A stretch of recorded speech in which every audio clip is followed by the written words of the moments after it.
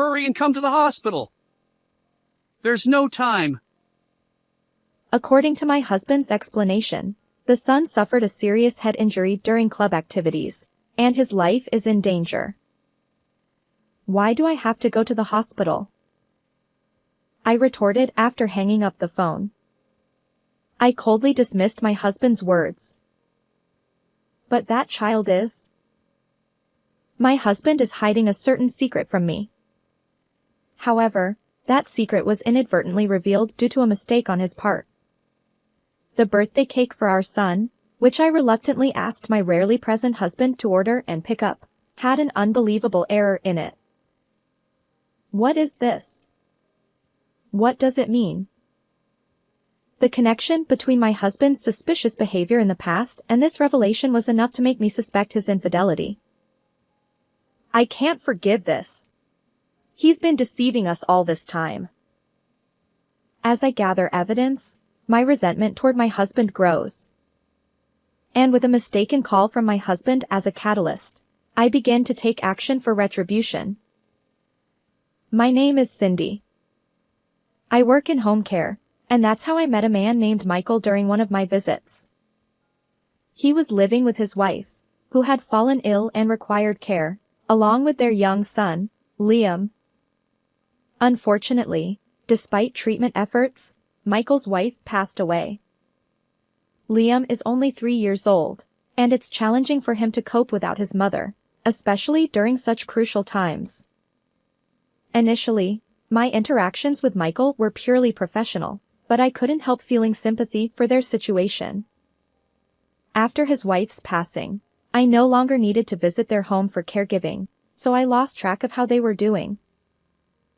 However, fate intervened, and one day, I ran into Michael by chance in town. Since we had often conversed during my visits related to his wife's care, we decided to catch up over tea at a nearby cafe.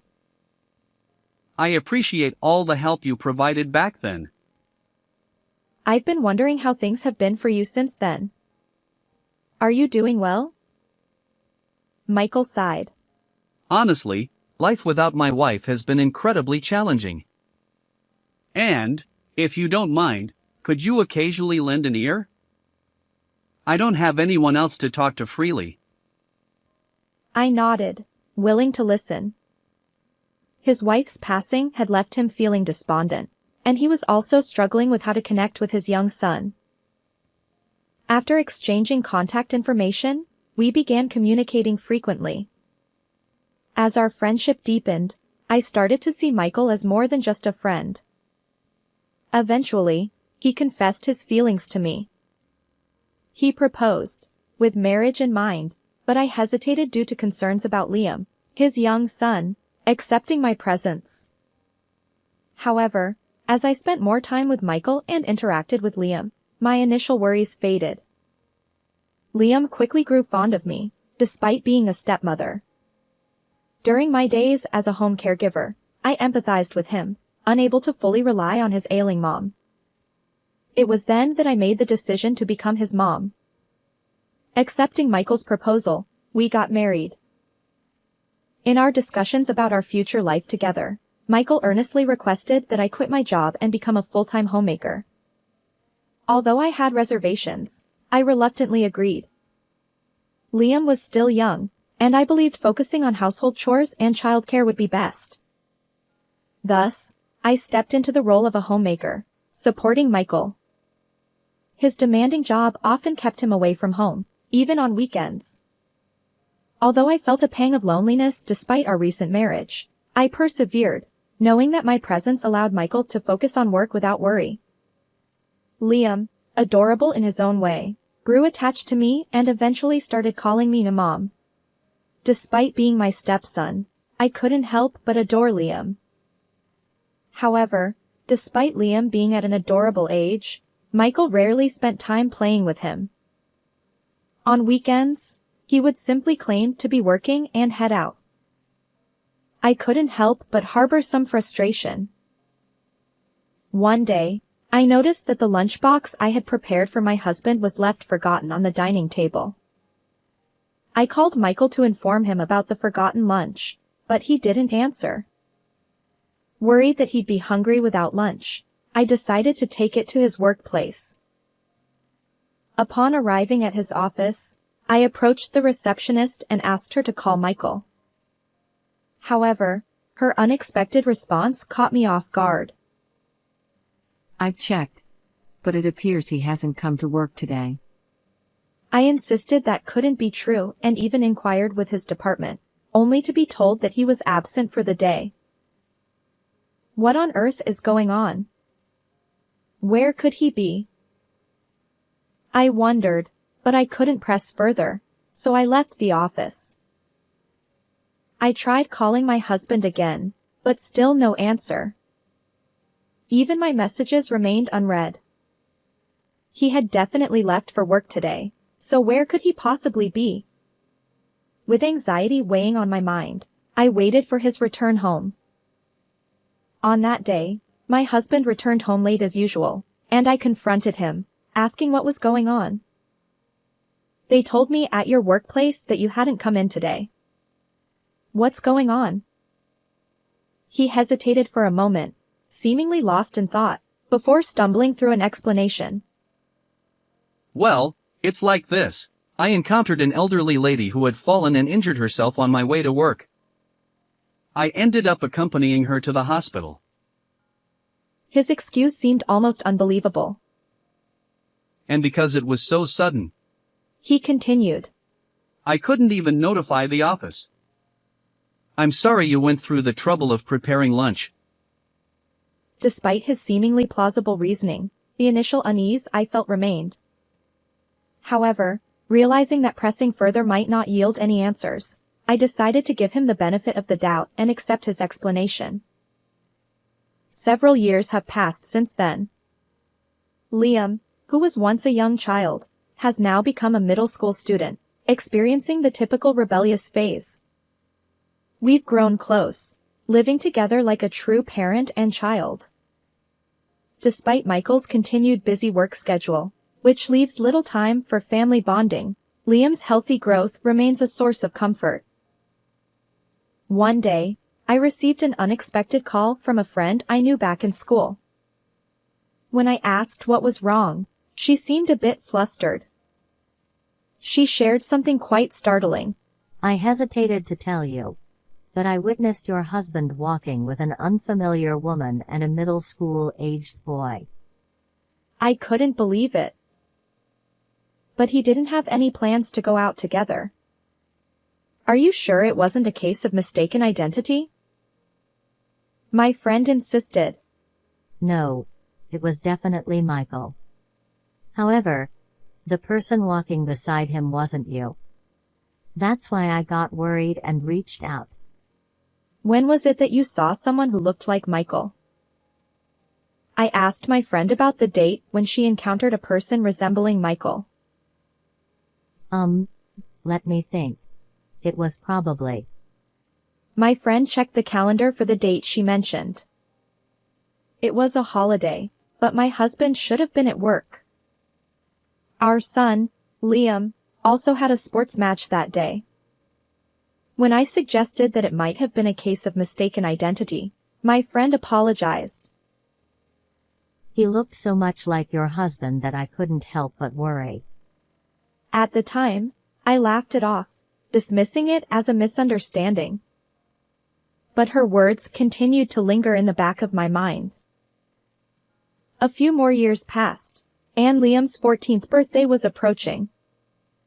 Usually, I handled all the preparations for a birthday celebration, but due to a busy schedule, I asked my husband to order and pick up the cake this year.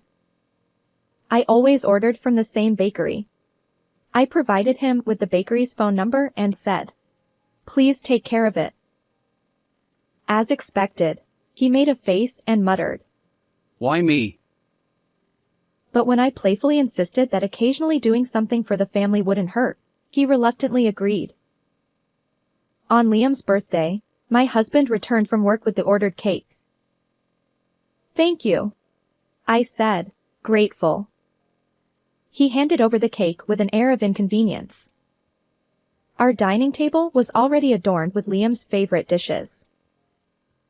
I opened the cake box, intending to serve it on plates. However, what I saw inside left me puzzled. It was an ordinary-sized decorated cake, but something felt off. As requested, a chocolate plate in the center read, "Happy birthday." Yet, the name written there wasn't Liam's. "Lucas, who's that?" The chocolate plate read, "Lucas, happy birthday." I confronted my husband immediately, and he became visibly evasive. His explanation was suspicious. I clearly gave them the correct name. Maybe the bakery made a mistake or mixed up the cakes. It might be the case. If Liam's name was merely mistaken, he might not mind, but if it's a mix-up, it's better to inform the shop about the error. With that in mind, I called the bakery. "Excuse me. The name on the cake is different from what I ordered. Could it be a mistake or mix-up?" The person on the other end put me on hold to check. After a moment, they returned with an answer. "We've reviewed the order history, and it doesn't appear to be a mix-up. To prevent such errors, we always confirm the name with customers during ordering and again when handing over the cake." When I described my husband's appearance during the pickup, it turned out that the person who checked and handed over the cake was coincidentally the same person on the other end of the phone. "I distinctly remember the customer confirming this name. There was no mistake." Understood. It seems the mistake is on our end.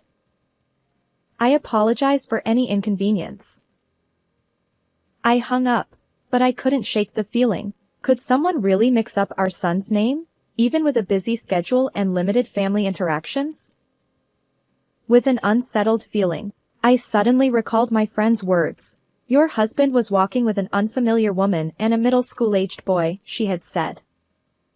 The name on the nameplate wasn't Liam, but Lucas. The similar names. Could it be that my husband made the mistake? Perhaps he was hiding something, and this had been going on for quite some time.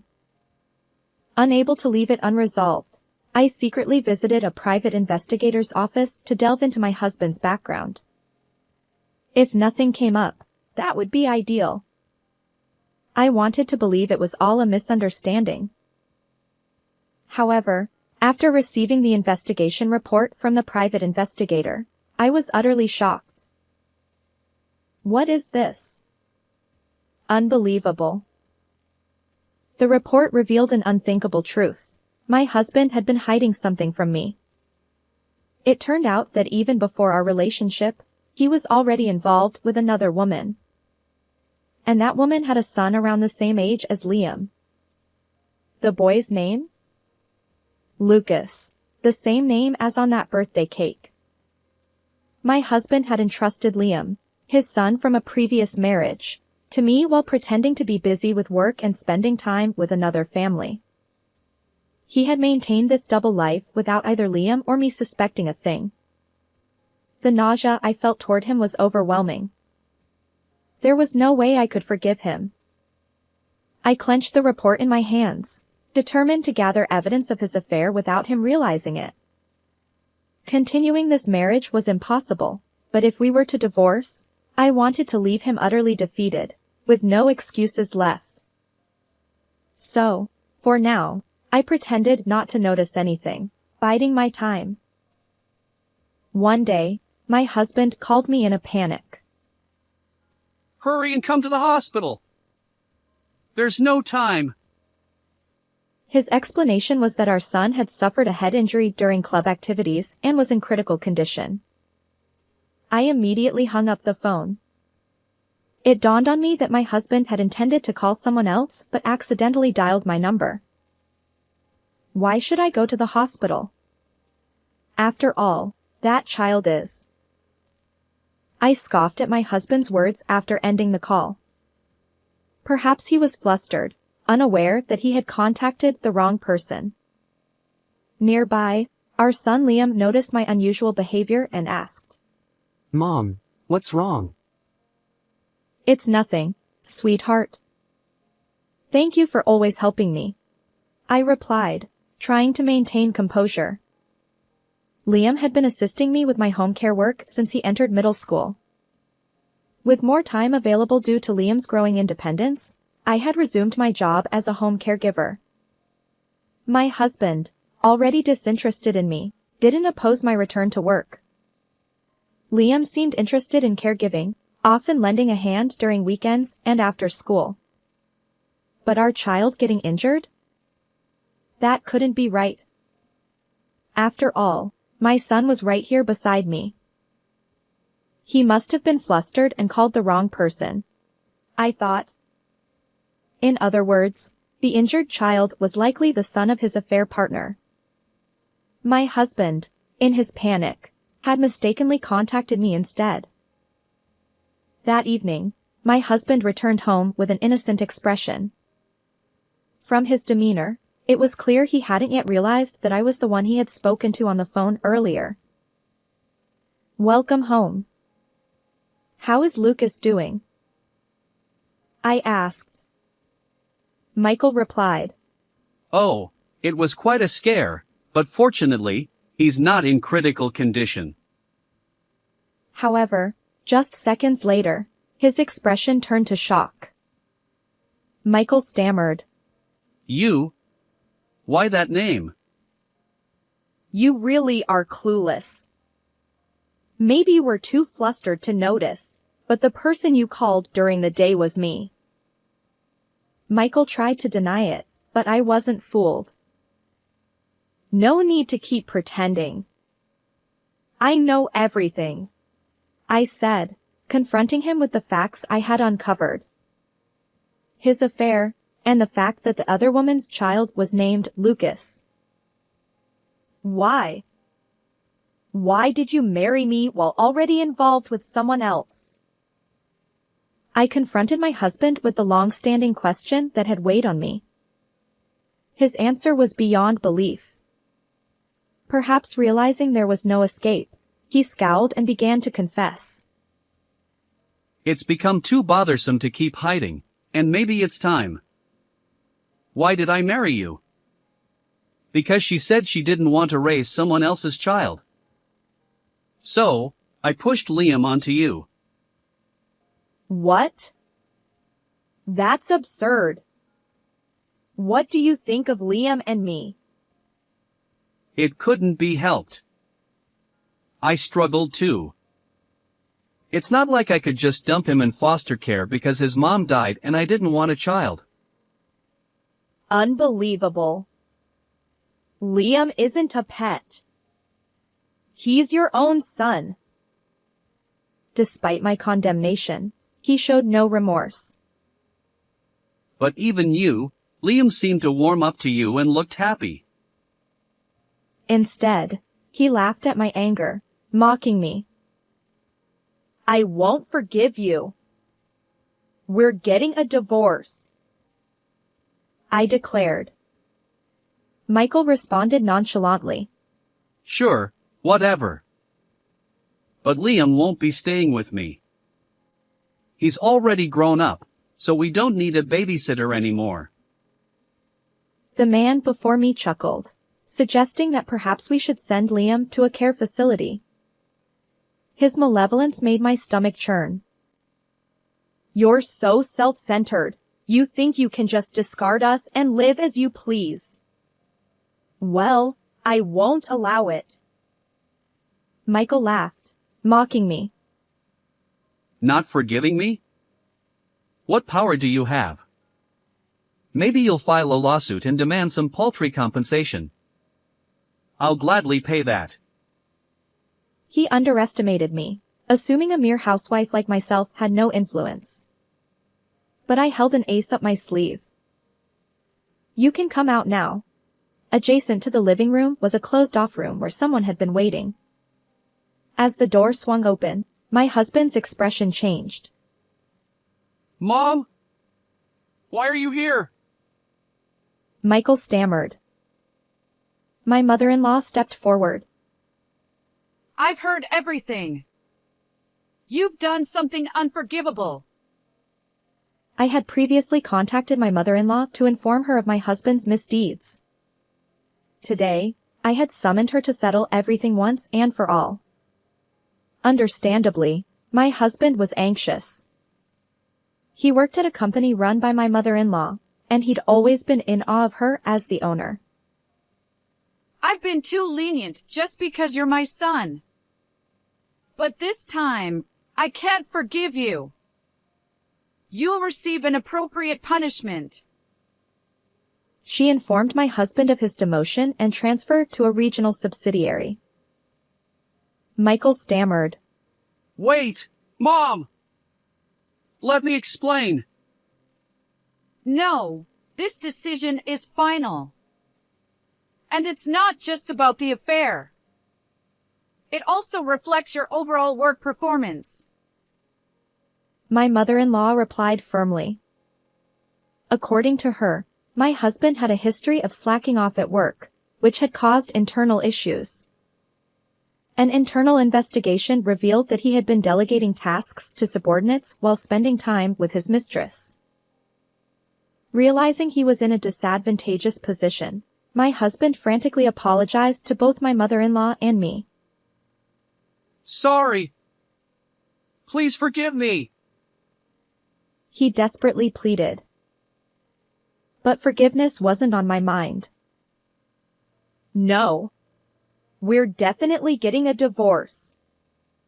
And as compensation for everything you've done, I'll be claiming substantial alimony. You'll pay up, won't you? But, if I get demoted, I won't have enough. Michael stuttered.